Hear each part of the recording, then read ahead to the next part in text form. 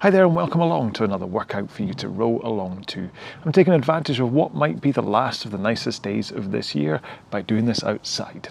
Isn't it lovely today? I mean, look at it, it's gorgeous. Anyway, enough of that. What today's session is it's going to be a 50-minute row. Okay, so we've been gradually working up 5 minutes extra every week in the 10K plan. Don't worry, you don't have to be on the 10K plan to enjoy this row.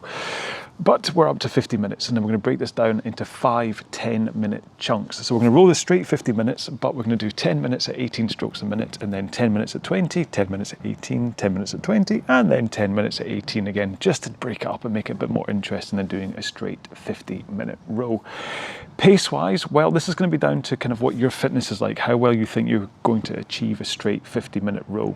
The 18 strokes a minute, I'm going to put between 2K plus 20 to 24.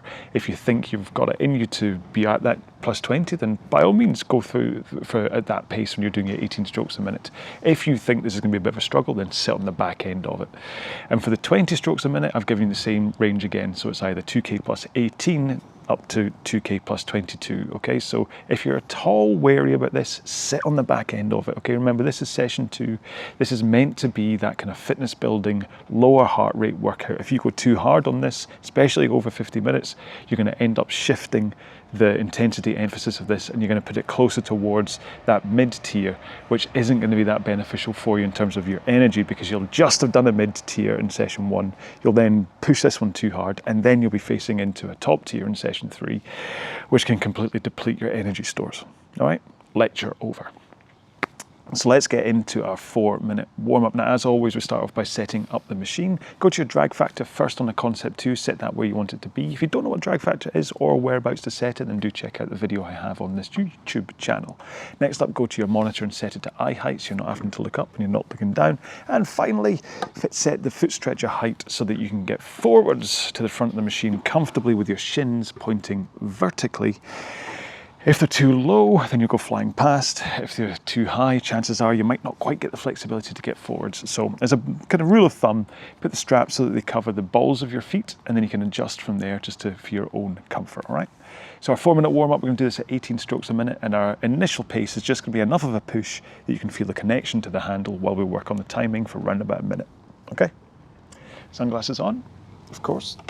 Here we go then. In 3, 2, 1, let's go. So 18 strokes a minute is nice and slow, gives you a chance to work on that timing. So you push with your legs into the machine, and the point is that you want to instantly connect the handle to whatever causes your machine to move, whether you're on Concept 2 or a magnetic machine or water rower or whatever. The point is the same, is that power from your legs you want to go into the machine instantly. It goes up through your body, through your arms, and into the handle instantly. If you push too soon, your backside flies away from you. Whoosh. If you pull too soon, you'll feel your elbows bending way too soon before you can get that leg power in.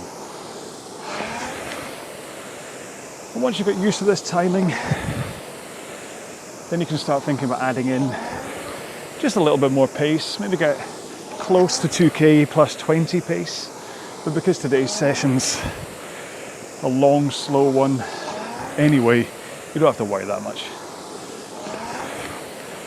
And if you don't know what I mean by 2K pace, then here goes really quickly. Row a 2-kilometer time trial, divide the resulting time by 4. That gives you your average time to cover 500 meters over your best 2K right now. That is your 2K training pace. So if you did it in 8 minutes 20, your average is 2 minutes and 5 seconds. So when I say row at 2K plus 20, you take that 2 minutes 5, add 20 seconds, and row at 2 minutes 25 per 500 meter pace. Whew. Did it. Right, take 1 foot out, put it on the ground, carry on rowing. This should help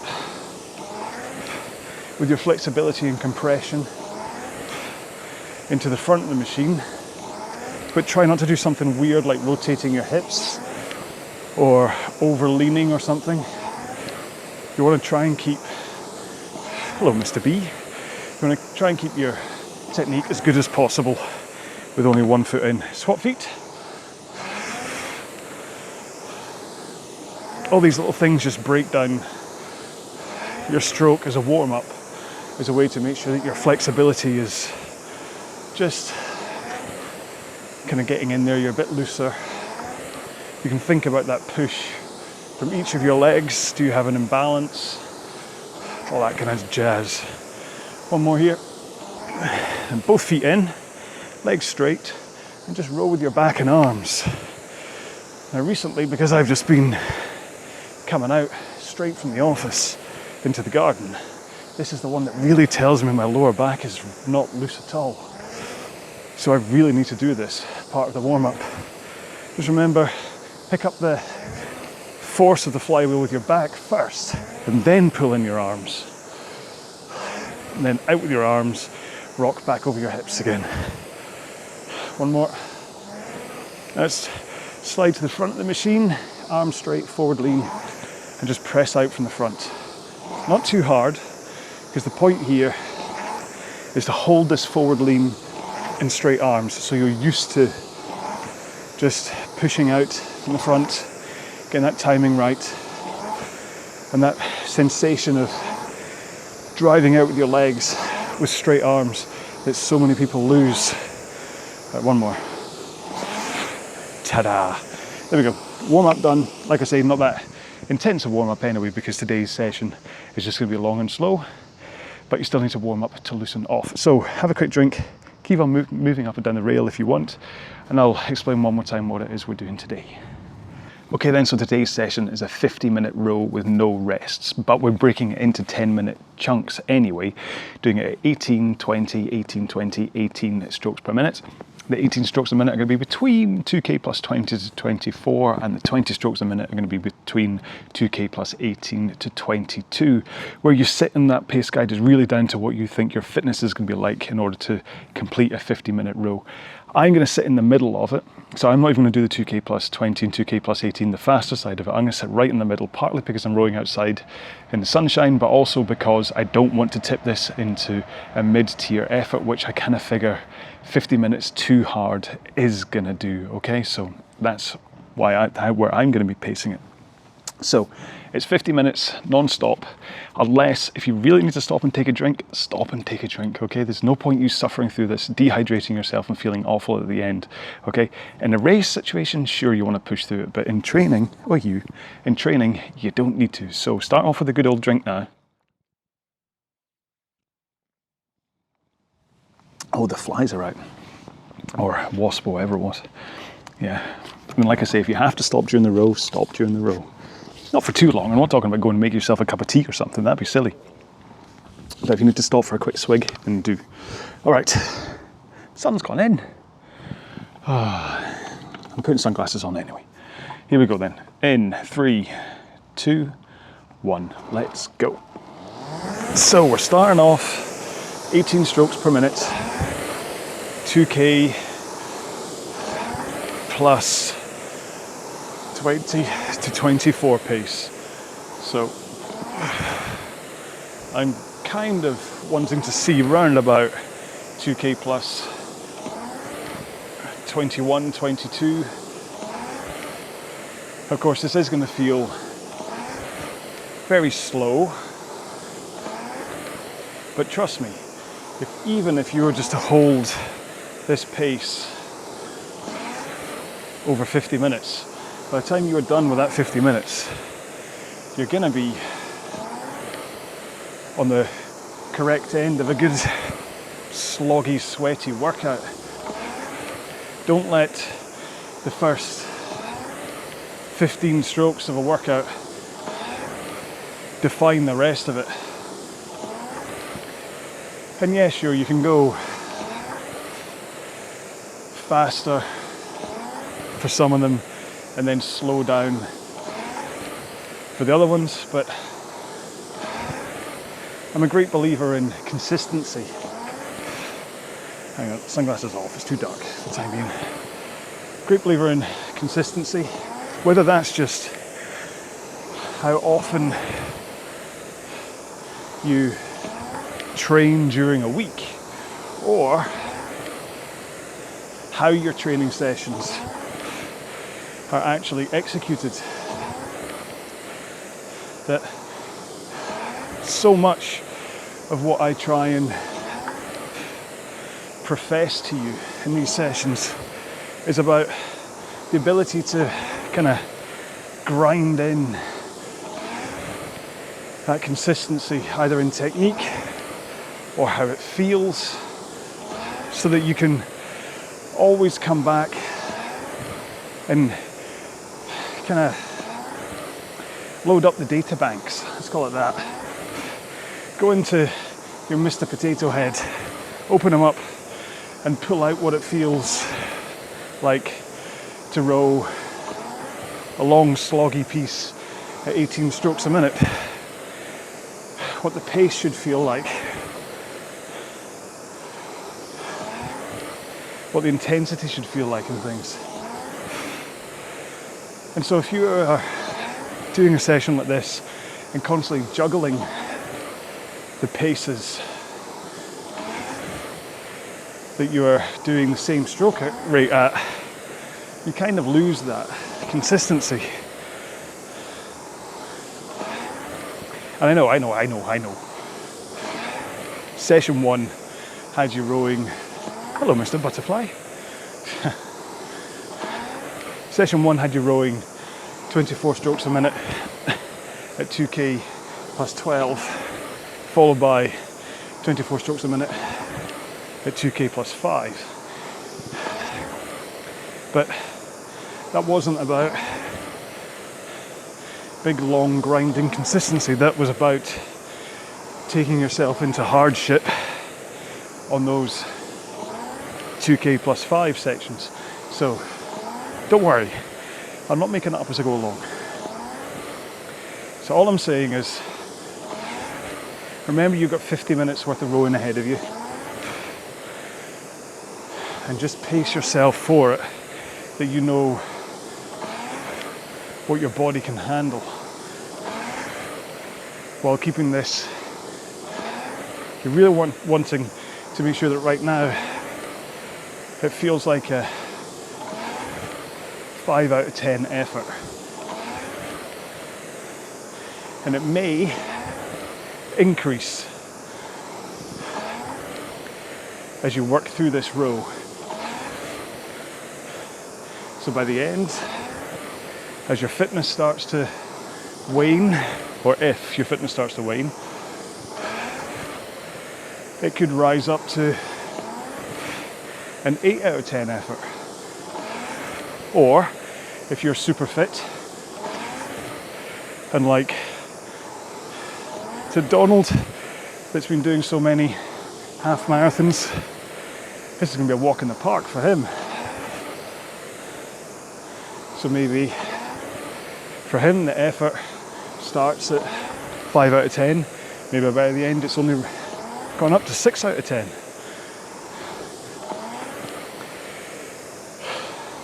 Tell you what, let's quickly, now we're 5 minutes in and hopefully nice and warm, let's quickly do our technique recap, which is always important, especially with 50 minutes worth of rowing. You want to make sure and do it and be grinding in a good technique, not kind of reinforcing a bad technique. So let's recap technique, and then I'll quickly just explain this RPE, the rate of perceived effort scale, a tiny bit better than I just did. Oh, it's the sun coming out. Just in time for technique chat. Right, glasses on. Right. So, technique. There's a reason that I do tend to top load all of my rows nowadays. with chat about technique. Partly because I never know when maybe this was your first ever row along with me. So I don't want to assume that you've heard me talk about technique 250 times in other videos. But also, it's really well worth just thinking about what your body positions are like, where the potential power leaks can be coming from, things that bad habits can kind of derail a good stroke. And so it's just good to assess how things are and then move on. Then every now and then just paying a little bit of attention to your technique again, just to make sure as the row goes on and fatigue sometimes sets in, that you know that fatigue isn't causing power leaks or potential injury issues. So, the point of the rowing stroke is to get as much power into the machine as you want to put in efficiently and safely. And by safely, I mean with as little chance of potentially injuring yourself as possible. And so there's a kind of basic description of the rowing stroke that covers all three of those. And that's what I tend to talk about in this part of a row, if not actually follow myself. I talk a good game, but I do have a few power leaks myself that, especially when I'm too busy talking to you, I get distracted and those leaks work their way back into my stroke again. Most notably, a bit of a butt scoot where my backside escapes from underneath me, and my hands finishing in a kind of a bunny position with my elbows too low, or at least wrists too high. Don't worry, I'm just flanneling until we get to our first changeover in 10 seconds. 2 more strokes. 1 more. Here we go. 20 strokes per minute. Increase your pace by 2 seconds. So whatever you had set as your pace in that opening 10 minutes, we'll just spend the rest of the workout going 2 seconds faster and then returning to that pace. 2 seconds faster, then return to that pace. And then we'll all be done. Hey, that was quick. So, how do you get power into the machine?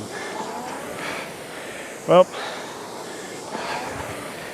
around about 60% of it comes from your legs as you push the machine away from you. Come on. Well, I skipped a stroke there. I returned to 18. Sorry if I did. Back up to 20 again. Anyway, yeah, back on track. Oops. So 60% of your power comes from a push with your legs. Push. And then around about 25, let's say, 25% comes from your back swinging over your hips, adding in your, basically the mass of your upper body swinging generates more force. And then finally, that last 15% comes from your arm pull. So, if you have been rowing your entire time thinking that all of the power comes from pulling on the handle, hopefully today will be the end of that way of thinking. So that's how the power comes in. But how do you do that efficiently and safely? Well, that's all down to what your body position, the angles your body is in as you put in the power, as you finish the stroke, and as you recover to the front of the machine again. One thing to always think about is that your back should pivot forwards over your hips to a forward lean at the front of the machine. As you're looking at me, that's into only about 1 o'clock on the clock face. No, 11 o'clock. What are you saying? Idiot. So you lean in by 1 hour, and then at the back of the machine, you only go as far back as the opposite lean. So from 11 to 1, or if you're used to thinking about this from the other side, from 1 to 11. If you over lean at either end, you are risking power leaks, which reduces your efficiency, especially at the front of the machine. And then if you lean back too far at the back of the machine, you're risking injury, mostly to your abs and your intercostals, because of the force of having to slow down your momentum at that overreached stage, and then pulling yourself forwards again with your stomach muscles.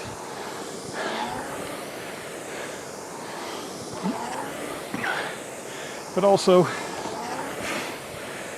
going back to efficiency, you need to look at your leg drive and making sure a maximum amount of force that you want to put in is actually going into the machine. So by maximum, that's why I was talking about sliding as far as shins vertical as you come forwards. Any further forwards can sometimes be a waste and cause a power leak. But if you can't even get into that shins vertical position here, then you're not giving yourself the full amount of leg drive that you could be. And if that's the case, there's three things to look at. First one is your foot stretcher height, like I discussed in the warm-up. If it's set too high, it can kind of bind you up and make it so you're not quite able to compress properly at the front of the machine. Could also be literally that you have reduced flexibility in your ankles and hip flexors, in which case jump online, read about how to improve ankle and hip flexor flexibility. But it can also be your posture. Now that's really important. So ideally, that lean forwards at the front of the machine is done by tilting over your hips while up on your sit bones, okay? So your hips should be tilted forwards, shoulders past your hips, and you should really feel that you're up on your sit bones rather than sitting on the meaty part of your backside. If you imagine you were rowing in a pair of jeans, and then think about your posture. If your hips are rolled back and your tailbone tucked underneath you, then it'll feel almost as though you're sitting on the back pockets of your jeans. That if you had a phone in your back pocket, you'd have smashed it by now.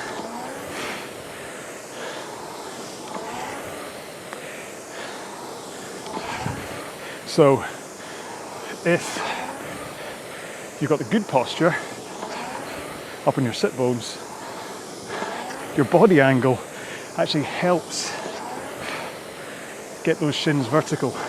Whereas if your tailbone is tucked under, it's really hard to get into that position that you want to get into.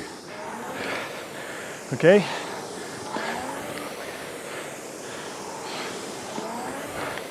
So that's one of the dangers of poor posture.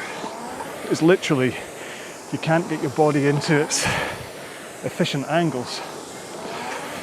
I'll come to other reasons it's bad later. Okay, 3 strokes. One more. And then let's slow it down. 18 strokes a minute. And 2 seconds slower. Back to the pace that you started this row off today. Now, like I said, if you are really thirsty at this stage, feel free to slow down, maybe row with one arm. So you can just row like this, grab your water bottle, take a drink, continue. So I only lost 1 stroke of power there because I've got the timing right. Of course, lost a little bit of pace, but here we go, I'm back up at plus 22 again, or 21, 22. So, forward lean, shins vertical, good posture. And then the last vital ingredient in a efficient power transfer, oh, sun, swoosh, is to make sure that your arms are straight. Okay? So as you come forwards, nice straight arms. Not tense, not rigid. You should have nice, loose shoulders, but straight. And then, as far as your head is concerned, just look at the monitor right in front of you. Neutral chin,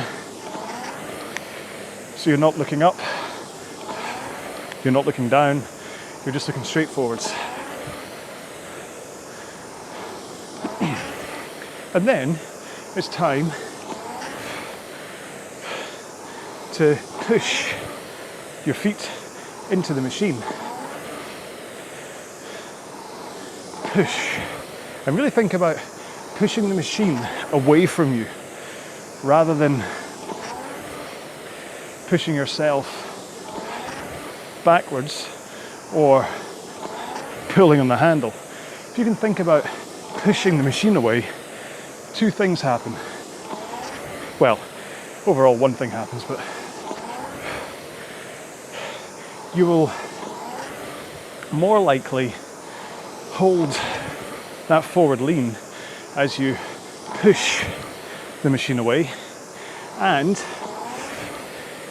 you will keep your arms straight as you push the machine away. And if you can hold that forward lean and arms straight, that is how the power from your legs efficiently gets into the machine without your back or arms fighting against that power. Which, if you bend your arms too early, you're suddenly wrenching against that leg power with your biceps and shoulders. Or if you swing your back too soon, which is often done by looking up as you drive. So if you go too soon and you've missed that backswing by going back too soon, then not only are you missing a vital 25% of available power that could be going into the machine as you swing over your back, but suddenly that leg drive isn't effortlessly surging up through your body and into the machine. It's going right through your lower back, right down at your lumbar L2 area, and there's a good chance you're going to end up injured when you start really laying in the power, trying to put in full force. Or a row like this, you'll be doing close to what? 450, 500 strokes. So even at the weaker end of the power, doing 400 strokes and sending that force to your lower back can really end up giving you a sore back. And quite a lot of the time, when people complain about rowing giving them a sore back, it's either down to swinging the back too soon and putting all that force into their lumbar, or it's posture related. Remember I said about coming towards the front of the machine with your tailbone tucked under? It doesn't just cause issues with vertical shins, but it can also cause injury. Well, that's why. Because if you come in like this and try and drive all the power when you're already leaning backwards with your tailbone underneath you, that's a double whammy into your lower back in terms of the power from your stroke going right through your L2 instead of just up through your hips and into the machine. So trust me, really try to work on that good posture and the forward lean, and then hold it as you push with your feet. So that's how to initiate the drive with your legs. Then when they're about halfway through, that's when you finally swing over your back to add in that power from your upper body mass swinging from forwards to backwards. And right after you've started that backswing, that's when you finally pull in those arms to a finish, squeezing your shoulder blades together, finishing with the handle around about sternum height. And this is where my issue comes in. Ideally, you want to keep your wrists flat as you send your elbows through your sides. And for so long, I've had a stroke where I've had no flare out of my elbows, that I've ended up with kind of bunny hands where I'm like this. Whereas a slight outwards flare of your elbows will keep your wrists flat and make sure that those lat muscles are properly engaged as you come into a finish. But if you flare out too much, go out sideways, suddenly it's all in your delts and your biceps, which are nowhere near as powerful as your lats. And so, if you finish with chicken wings like that, you could get injured. So when you're starting off, just think about wrists flat with maybe a small flare. Okay, 3, 2, 1. Let's get up to 20, and let's hold it this time, John. So 2 seconds faster. Again though, if you aren't getting those wrists flat, there's a good chance it's down to poor posture. That again. So if you collapse your lower back at the back of the stroke, everything just crumples into itself. So my two main things at the back of the stroke are about holding my posture and trying to think about wrists coming through nice and flat, and both feed into each other because they're a result of the other one.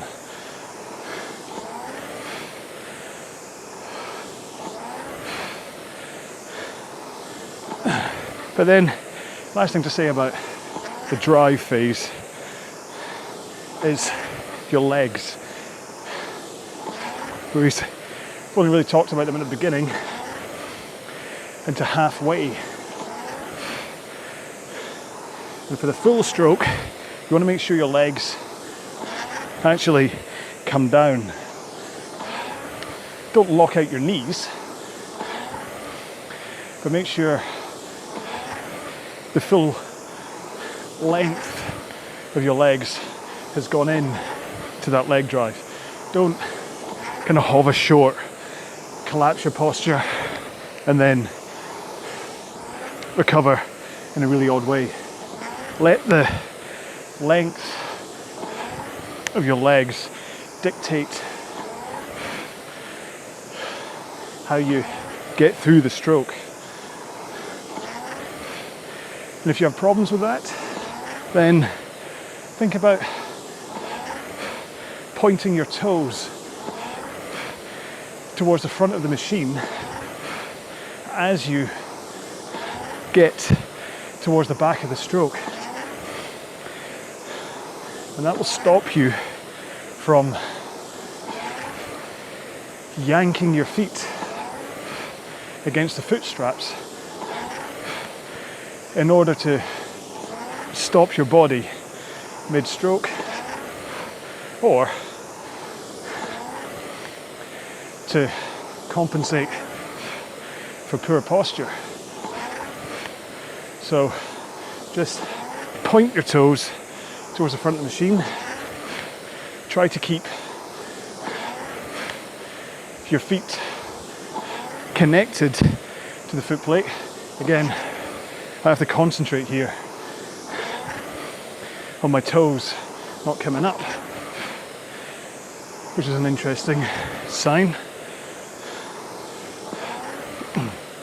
And the reason you don't want to yank your feet against the foot straps is because by doing so, your hips roll back and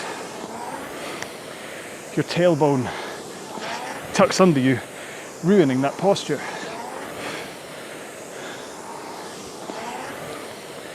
Which means either you're going to end up returning to the front of the machine with that tailbone tucked under, ruined posture, or you're going to somehow get into this position where you start off in that bad posture, but then somehow manufacture a roll over your hips to get back into that forward lean again. Like this. So you go, wait, hey,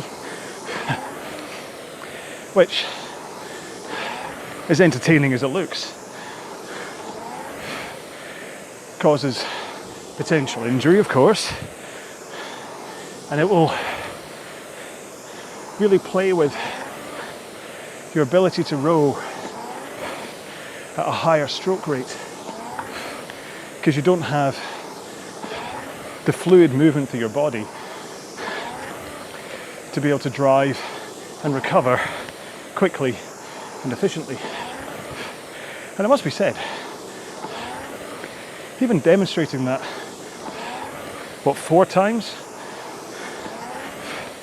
the feeling of my sit bones grinding over my glutes as I did that roll from backwards to forwards. Oh, it hangs around. It's not the nicest sensation. And again, if you complain about a sore backside when you're rowing, chances are that's what's going on, is that you are yanking your feet against the foot straps, which tucks your tailbone under you, squashing your glutes with your sit bones, and then as you take the next stroke, you squash them and roll over them again and again. Just imagine kneading some dough when making bread. If you tuck that tailbone underneath you, rolling your sit bones over your glutes. That's exactly what you're doing. You're grinding and smashing apart the fibers in your glute muscles, which is why most seat pads have a hole cut in them for your sit bones to poke through. So what they're doing is they're alleviating the symptoms of poor technique, but they're not fixing the cause, and therefore you're still rowing with poor posture, therefore an inefficient stroke, and you're likely to cause yourself injury. So my advice is, if you get a sore backside when you row, think about your posture and what's happening with your sit bones. And if you do want some kind of padding, just put a folded towel on the seat for the time being while you're working your posture. And then once you feel you've sorted the issue, hopefully you can remove the towel, and a combination of fixing your technique and just time spent rowing will hopefully have you in a better place without needing to spend money on a seat pad. Which, again, I used to have one, but apart from the fact I feel it caused more pain than it fixed, I also got rid of it because I realised I was going to the gym and really missing the comfort of my seat pad, and I really just didn't want to start carrying a seat pad around with me everywhere. What would be worse is if I flew to, let's say, Canada, 2023 Open Indoor Rowing World Championships. That's what my next goal is. But imagine I got on the plane and I'd forgotten my seat pad. I'd be completely thrown, and I can almost guarantee I'd completely blow my race as a result. Same reason I don't wear shoes. I don't want to have a lucky pair of shoes. Although there's also, I feel I get better connection or sensation of connection without shoes. Okay, one more stroke. And let's slow down to 18 strokes a minute for our final 10 minutes of today's row.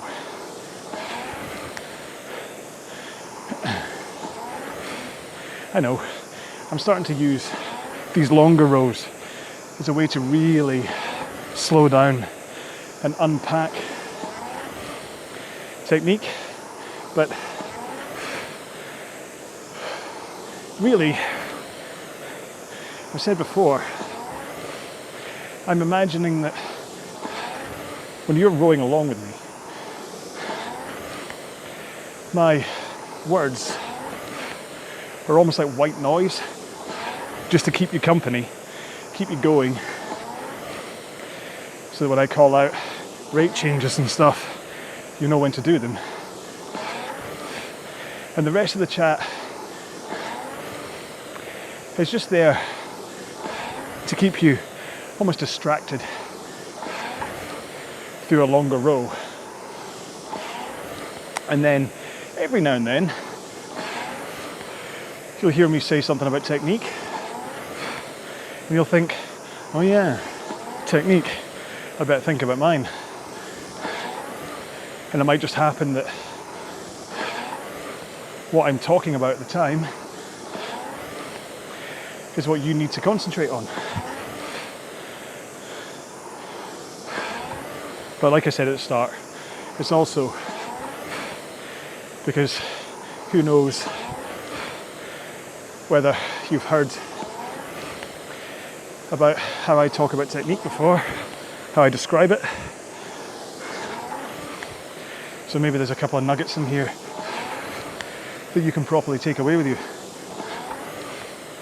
Like the recovery. We talked about the drive phase, but you had to get to the front of the machine as well. Now your posture at the back is definitely part of that. So still sit bones connected to the machine. But then your body has a natural bounce to it with your arms as you pull them in. So you pull them in, your body just wants to send them straight back out again at pretty much the pace you brought them in at. So if you can think about going in, out with a nice rhythm, in, out, and then get your arms back into a straight, relaxed position again, then that will trigger that forward rock over your hips. Whoosh, without you really having to think about it, because your posture is in the right place for that arm bounce to trigger that forward lean. Okay? And then want your arms to be nice and relaxed, like a zombie. Fingers hooked over the handle, not in a death grip. You're not trying to choke a zombie to death. And then by the time your hands are past your knees, your body will have rocked forwards into the correct position, so that all you have to do is push with your legs. Once you get to the front, oh no wait, I missed a step. All you have to do, rewind that. All you have to do is bend your knees to effortlessly slide towards the front of the machine in the correct position without having to lean anymore or straighten your arms anymore. And then that's you at the front of the machine in the right position to then push with your legs in that forward lean and straight arms. So there we go, 40 minutes later. That's my quick description of the rowing stroke.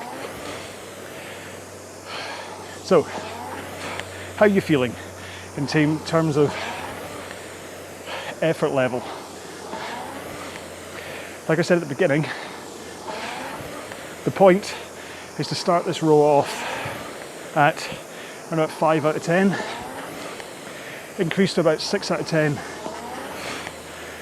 for the 20 strokes a minute, and then hold those two paces as you go through the workout.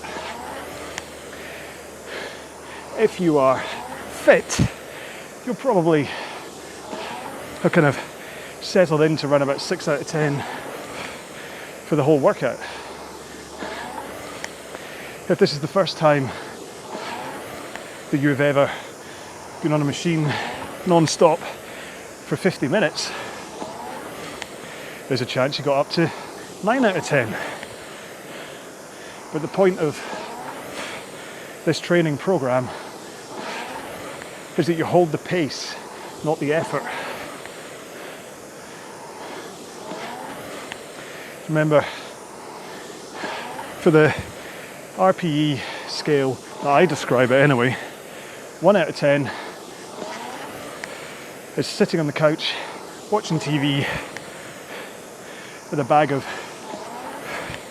Monster Munch in your hands and a nice non-alcoholic beer next to you. Shout out to Guinness who've just launched a 0%. Looking forward to trying that. Thanks Sandy for telling me. But then you get up to 2, 3, 4, which is when you're kind of walking around the house. 4's maybe climbing the stairs.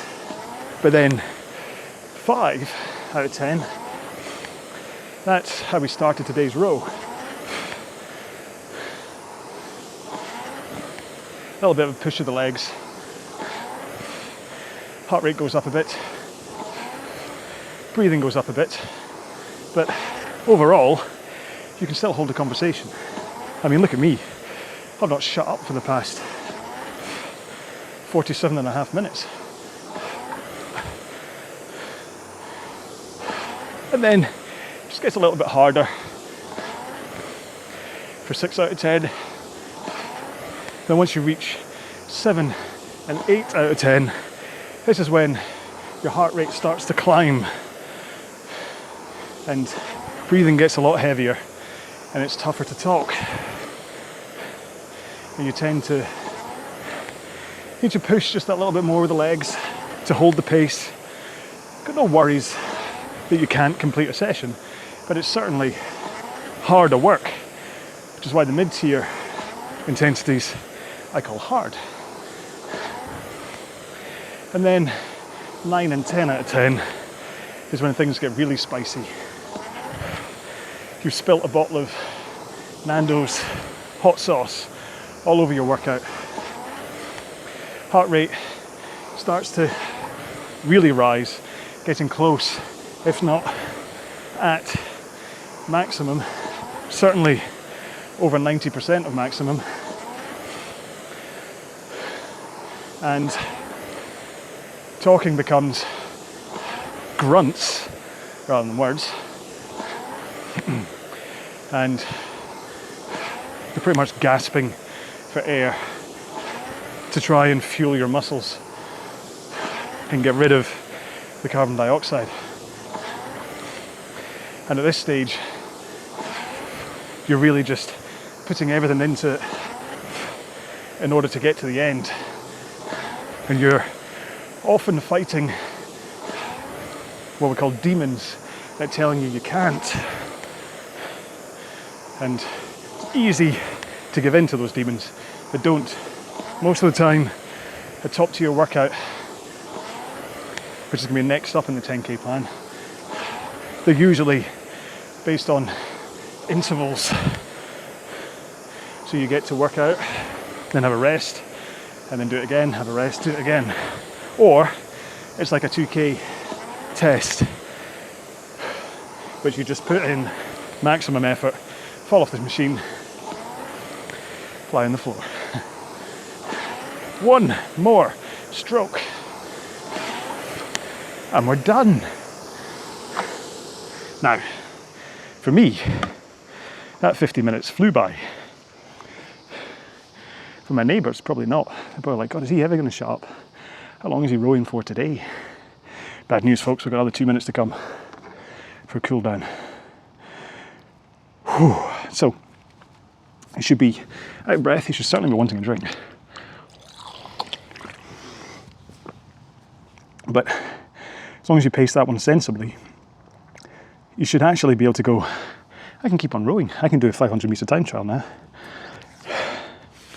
And that's the point of this workout. So getting more time into your legs at that lower intensity to build your engine. Today's session is taking you from a 1 litre bottom of the range 1970s Austin Mini. That's what you had at the start of today's workout. And now you've ascended to like a 1.3 litre proper Mini. Not quite Cooper. The Mini Cooper's when you're going for a sprint. But you get what I mean, is that you've just given yourself a stronger engine that can last better now because of that 50 minutes that you just kept it sensibly at. You kept everything's now oiled and efficiently moving. Everything can purr into action so that when you do in session 3 need to go fast, your engine's ready for it. You can flick the, what do they call it in Fast and Furious? The NOS, is that what it is? He put in some NOS. Yeah, NOS, man. You put in some NOS. Okay. Shall we just shut up and do a 2-minute cool down? Let's do that. So let's keep it at 18 strokes a minute and pick a pace which feels comfortable to then let you glide into a stop. Okay, so it might still be at the same pace you were just rowing at, then maybe towards 2K plus 30 as we get to the end of this 2 minutes. In 3, 2, 1, go. It's right about now I start to think, I do hope the camera's still running. Problem with, I use a Panasonic GH5 camera. Look at me, I use a Panasonic GH5 camera to film my sessions. But usually proper cameras have like a wee red light in the front, flashing red light known as a tally, to let you know that the camera's running. In most cases, camera operators will turn that off because there's nothing quite like a flashing red light when you're filming a contributor to make them look like they're a deer in the headlights, and they suddenly clam up because they know that red light's on and that it's going. Anyway, I don't have that option. There isn't a red flashy light on the Panasonic GH5, so I don't know. And even if I was to film this on my iPhone, which I sometimes do, because that allows for exposure changes, which today's camera didn't. Even the iPhone doesn't have a red flashy light on the front. There's ways around this, but I just put faith into the camera. But it must be said, 50 minutes into a row, this has happened before. See, when I go back to review it, and either the camera's shut off halfway, or something's happened to my little Tascam audio recorder, and it's messed up the sound. Oh man. The only time I've enjoyed that happening was last year doing the, was it 70-minute row? When I did it at my mum's house as a way to say goodbye to her house after she passed away. Ugh. Hello plane. There you go. That's me done with my cool down as some folks land from their holidays. Use this time as I waffle away to you at the end here to do some stretching or pack up your machine or whatever. Don't just turn off, because you never know, there might be a nugget of information here. Right now, in fact, there is a nugget of information.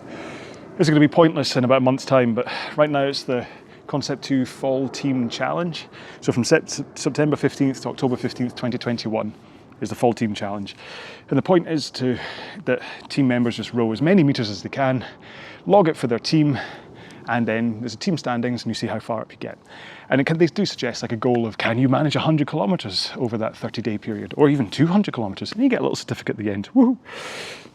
Now, not that I'm here fishing for supporters and stuff, but if you have a Concept 2 and you don't have a logbook account and you're not part of a team, then why not go to log.concept2.com, fill in your details, set your team to RowAlong, then go into edit profile, set your affiliation to RowAlong, and then go to the teams page and it'll say join the challenge. And that's it, you can add your meters to Team RowAlong, and that's how you can help. Remember, I don't ask you for any money.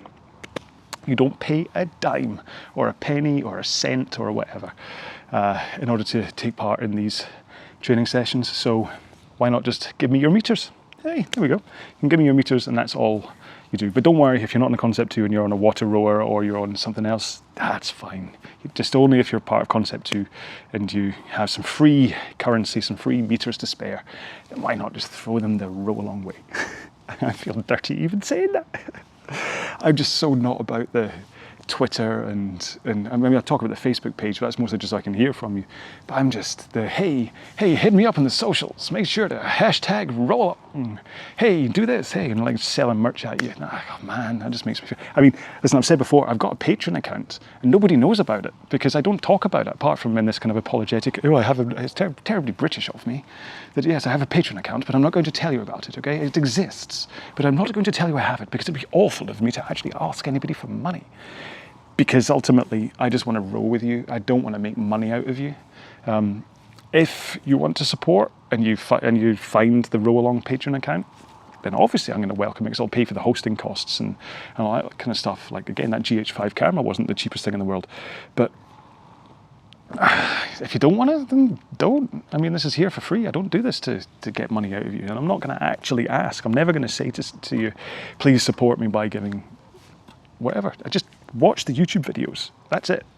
That's enough. That gives me, every time you watch a video, I think I get like 1p advertising revenue. And that's enough. Just watch the YouTube videos. That's how you give back. Subscribe, watch, tell your friends, get the viewing numbers up, and that's how you help. Plus, give me your meters for the full team challenge. But yeah, so I'm sure if I was a little bit more business orientated, I'd be wringing every single penny I could out of this. I get emails from people saying, hey, why don't you monetize your account? Online learning is the best place to make your fortunes now. Do you think about winning the lottery? Then you could be making money by selling your stuff online. No, that's not what I'm here for. Oh, Mr. B, maybe, was it him? Anyway, that's not, I know I could. Listen, I know I could probably make a little bit of money and whatever at this, but I don't want to. So, well, obviously I want to make money. I just don't want to wring money out of you. My niche in this market, as niche as it is that I don't pump you for money, that I don't... I'm going to shut up because it's now getting a little bit weird talking about it over and over again. So I hope you enjoyed today's session. This was session 2 of the 10K plan in week 5. If you are interested in checking out the 10K plan, there's a playlist for it, and it has, obviously, in week 5 so far, so you've got all those rows so far. Session 3 is up to the max top tier workout, so let's look forward to that one together. Or if you're not doing the 10K plan, you just felt like a 50-minute row and you're still putting up with me, then hey, then I'll see you in another video. So last thing is hashtag, what did we really talk about today? Well, effort. I know it's a little bit. Oh, there's my phone, I better go. Oh no, not. I'm gonna hang up on them in fact. Oh, that wasn't an important work call, that'd be embarrassing. Yeah, hashtag, let's just have this effort because of the RPE stuff. So if you made it this far through the video and seriously, I mean, I would have turned off ages ago by now, then if you leave me a comment, just have hashtag effort so that I know that you made it this far. But as another plane comes out, see I'm right under a flight path, you can tell, can't you? I'll say goodbye. So I will see you in the next video, whatever one that will be. Please take care of yourselves, stay safe, be well. Bye-bye.